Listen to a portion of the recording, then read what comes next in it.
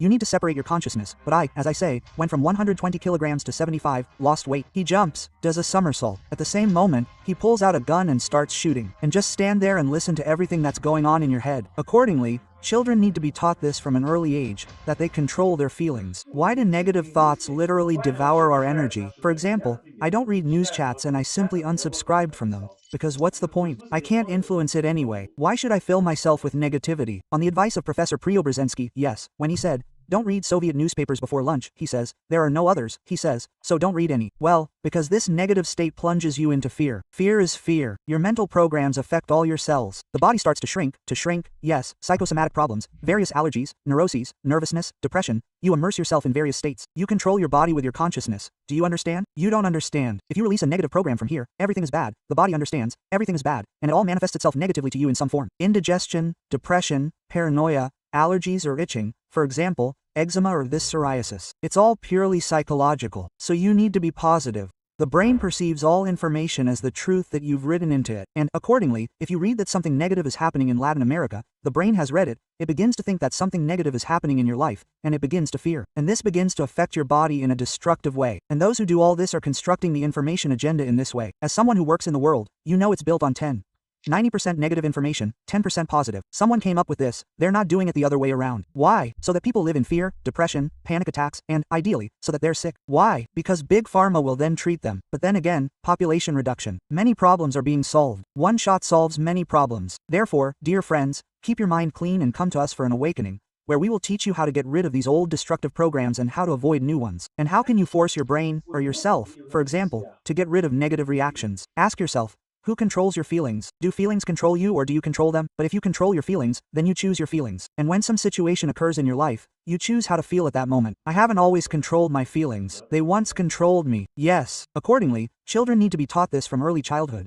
that they control their feelings, and appropriate methods need to be introduced into school curricula so that children learn from childhood that they control everything that happens in their bodies, and especially their feelings. I know you have a brilliant way to stop internal dialogue. Please share it with our subscribers. What do you consider brilliant? Well, here's a method that allows you to turn off the kernel inside. There are many such methods, but the simplest is to realize that it's not you. The very first step to stopping internal dialogue, and to solving this problem in general, is as follows. You must divide your consciousness. You must understand that the one talking in your head is not you. But how do you do that? Here you are, watching our podcast, finishing, liking, reposting, pressing the bell, then sit down and do the practice. How? Sit in a chair, relax, take half an hour, say, however much free time you have, and tell yourself to stand next to yourself. Imagine that you're not in your body now, you're standing next to the side, above, it doesn't matter where, but not in your body. And give yourself the command. Everything that's happening in my head right now is not me. And just stand there and listen to everything that's going on in your head. And when you do this, you'll begin to split. That is, you'll divide your attention. You'll realize that the thought process happening inside your head isn't your thoughts, because at this moment you'll feel like you're just silent. I'm silent for half an hour. I'm just observing, and observe calmly. This will be the first step that will lead to a stop. First, you must understand the scale of this problem. This first step is disengagement. I came to this conclusion empirically, my dear friends. Why is this important? A huge number of internal dialogue practices. I'll give you one. For example, right now, take a white sheet of paper, draw a black dot on it, about the size of a coin, hang it on the wall, and stare at it without thinking or blinking. Look at that dot. But if you haven't done this rat identification, your internal dialogue will drive you crazy. It seems like there's nothing special there, just an ordinary dot, but it will throw up so many thoughts. You'll be stuck in this mess. It will drive you crazy. Try it, feel it. And you need to first learn to rat identify yourself, and then practice stopping the internal dialogue, because you'll understand that you're not you, you're, so to speak, stopping some alien program in your head. Essentially, you're taking control of the voice assistant in your head. So, do you have Alice as a voice assistant now, or do you have any other voice assistants, right? You have the same voice assistant in your head, but the problem is that you've started to think that this voice assistant is your consciousness. But it's not your consciousness.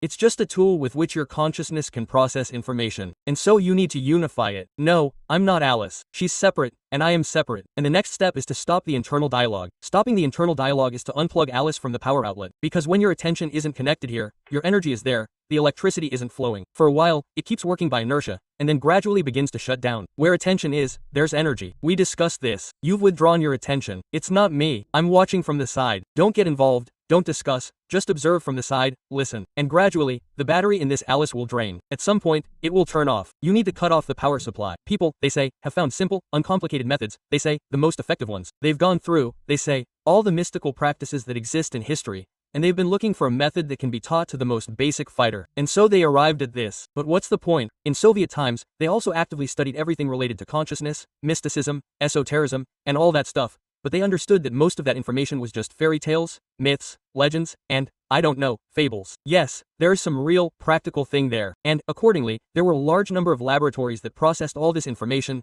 digested it, and extracted practices from this deluge of information. This practice with a dot is one of those practices. It's universal. Why a dot? Because monochrome colors, black and white, the brain has nothing to latch onto, because it's always at hand, because it's easy to make, it's accessible to anyone, any soldier, any citizen, in any environment, at home, in an apartment, on the street, it doesn't matter where. This point is where your attention is focused. You sit down and focus your attention on this point. Monochrome, white and black. Yes, if black is too difficult, you can draw a green dot, it's easier, and, accordingly, look into it, but at the same time, with the understanding that everything happening in your head is not you. Look into it, trying, as hard as you can, not to blink, so that your attention is focused. And at that moment, your consciousness will experience a strange tremor that will greatly surprise you. Panic and hysteria will begin. The main thing at that moment, when you're panicking and hysterical, is to observe it from the outside, as if something strange were happening inside your computer or simply inside your Alice, which has nothing to do with you. If you can reverse this process, you just have to wait it out. I don't know how long it will take everyone. A month, 2 months, 3 months, 4. For some, it might take a few weeks, but at some point, it will give in. This Alice will shut up because you've disconnected from your attention, meaning no energy is flowing to it, and you'll immerse yourself in silence. This silence has its thresholds. That is, there's silence, silence, silence, complete inner silence, silence, silence. In this silence, you begin to feel your body. I know you consult with a huge number of people in law enforcement. How does this technique work there? It's not that I consult, they just go through training. It's very convenient here. You can come and study there without showing your passport information, and yes, we share our knowledge with everyone. When the first ones came, I've known them for a long time now. I met them, and they started recommending them to their friends. Well, yes, they do. And back then, I introduced him to a guy who worked on this topic with our military, yes, consciousness and all that. Well, yes, at that age, he's been through a lot of wars, probably practically every war the country has fought in over the last 40 years. He's been involved in them all, and, accordingly, he's been involved in these practices from the very beginning. And you taught all this at the university where he studied in Novosibirsk too. I said, what practical benefit do you get from this? He says, it's a matter of survival, you see? We're military intelligence, he says, we're going deep into enemy territory. And, accordingly, consciousness plays a colossal role, because it has to be constantly on, the cost of life increases. That is, you have to mobilize all your resources, not just physical, but also mental. And we also began to pump up these mental resources, and many different effects began to manifest from various mystical brothers and from everywhere, including, he says, these lucid dreams you're talking about. I have one warrant officer, he says, who wakes up in the morning. He says, not everyone reported in the morning what they dreamed about, you know, especially when we're in a combat zone. And he says, so and so, now there will be some kind of somewhere we'll go. There's some kind of terrain there. He describes the bushes, the trees, some fir trees, he says, and, he says, the enemy will jump out there, in short, he'll kill us with a machine gun. Quote, so, he says, I saw, our death. Well, yeah, an interesting dream, back and forth. During the day, he says, the commander calls us and, accordingly, gives the order. And we understand that we are going to exactly this kind of terrain. That is, essentially on the same mission. I understand that I can't refuse, but I understand where we are going. Not only I understand, all the members of the group who are also listening to all this, they understand it too. There's nothing to do, we're going. The order must be carried out. And at some point, a situation occurred. Can you imagine? He says, we are walking. He says, the group is walking. Yes, one after another. And in one moment, he says, that's a split second. At that moment time always stops, right? That is, you see everything as if in slow motion. Yes, in such critical situations time begins to flow differently. And, he says, the man, can you imagine? He jumps, does a somersault. At that very moment he pulls out the barrel of the gun, he says, a pistol, and he starts shooting. Stechkin says, boof, boof, boof, boof. And so he falls, of course. At that moment, a machine gunner jumps out of the bushes. He picks up the machine gun, just presses it, fires a couple of shots, and at that moment, that guy takes it off. So, they both hit each other and both fall. That guy falls dead, but the machine gunner is alive. he was only wounded in the shoulder. And that's it, they got home okay. And he tells us, he says, what happened? He says, how do you know how to do a somersault? He had never done a somersault before, and he hasn't done one since. He says, do a somersault. He says, I don't know how to do a backflip. People don't even know how to jump backwards. Quote, the guy who did it, the ensign, says, he's one of ours, and he says, what happened? Tell me. He says, and you know, he says, when we were already walking, I have, he says, a picture from this dream of mine in my consciousness. I understand that there is already death, that's all. Accordingly, consciousness is turned on. And at that moment, at that second, he says, when I noticed that this picture in my head coincided with what I see in reality, trees, bushes, yes, I understood that this something, he says, turned on in me, some kind of reserve, yes, something turned on, and I understood that I needed to do exactly this. And you no longer think at that moment, you act intuitively. This cessation of internal dialogue, the state of inclusion, it removes this mind from the decision-making process.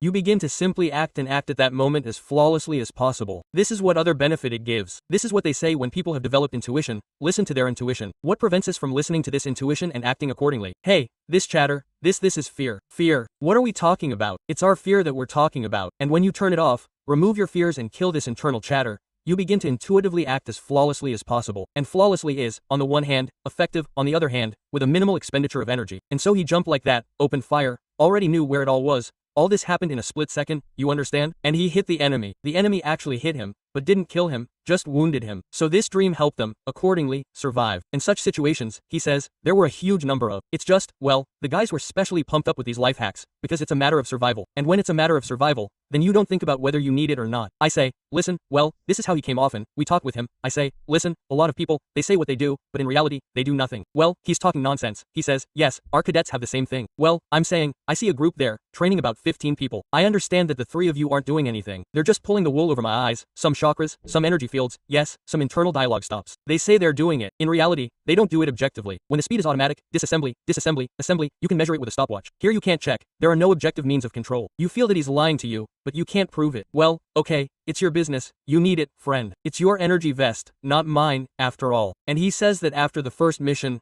they usually die there. And those who come back, they seem to be fine. And everyone who says they've mastered these techniques, they seem to be pretty fine, and they're still living. If I heard you correctly, this thing will really help me live my life in a positive way. And I have only one question. Where can I learn this? We completed a unique training program in our training program. It's 3 months long, yes, it's very intense. We work with both the physical and energetic body, and change the picture of the world, and help clear out the rubble in the mind, and provide the necessary content, films, books, texts, and extensive support from curators. The guys are already specialists and professionals in this field. Yes, it all lasts 3 months. This is called our Awakening Marathon. And, dear friends, when it comes to awakening, who should wake up? You should wake up. And where? Not in a dream, my friends. This is not about lucid dreaming. This is about the fact that you must wake up here. And when you wake up, you will see that this planet is paradise. And you will understand that it was created for enjoying it. And when you wake up, that's the main sign of awakening. When you look around and realize you're in heaven, and you enjoy every moment that happens to you. It doesn't matter if it's good or bad. It's all experience, it's all living, it's all complexity, it's an opportunity to live. And when you realize this, that's when you've awakened. Do you know what else happens to you at that moment? You go to the mirror, look, and you won't recognize what you see there. You won't recognize it. You'll look at that piglet standing there, you know, in poor physical shape. And what do you do with it? You buy sneakers, you start changing yourself. Why? Because you want your inner state to match your outer state.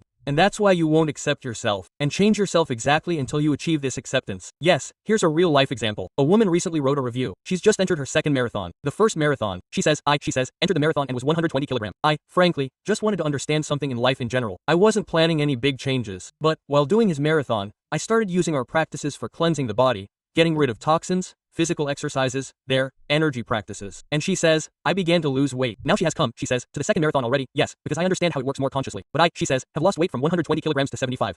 Although, you know, a marathon is not about losing weight, it is about consciousness. That is, she changed something in her head.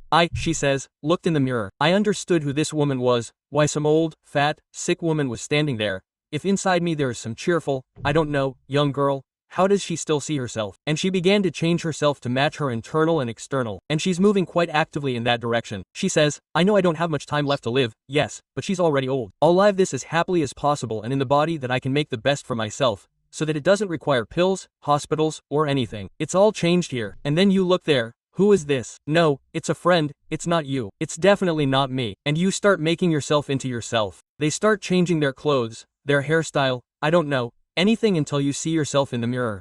And that's me, right? And you won't care whether you accept the world as it is or not. You accept yourself, and the world won't go anywhere. It will only be glad that you've become yourself.